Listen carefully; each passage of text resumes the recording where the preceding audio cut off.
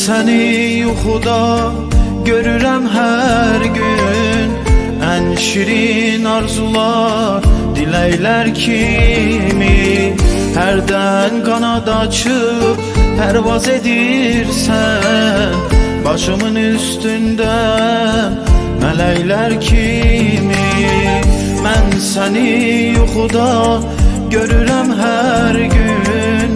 Ən şirin arzular, diləklər kimi hərdən qanad açıb pərvaz edirsən.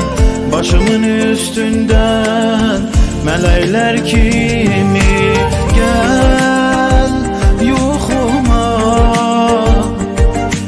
gəl mələklər kimi,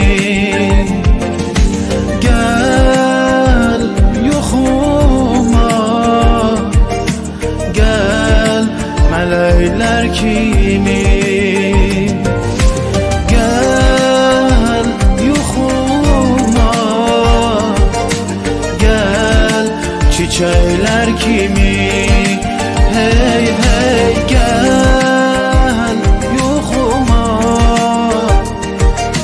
gəl mələklər kimi. Demirəm yanıma İlkbaharda gəl, istəsən tufanlı rüzgarda gəl. Amma yuxumda yox, aşikarda gəl. Gəl sözün nəğməli ürəklər kimi.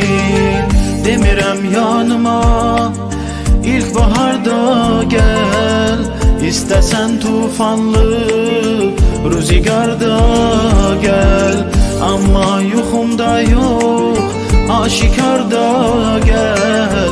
Gəl sözün nəğməli ürəklər kimi. Gəl yuxuma, gəl mələklər kimi, gəl yuxuma, gəl çiçəklər kimi, gəl yuxuma, gəl mələklər kimi. Hey hey gəl yuxuma,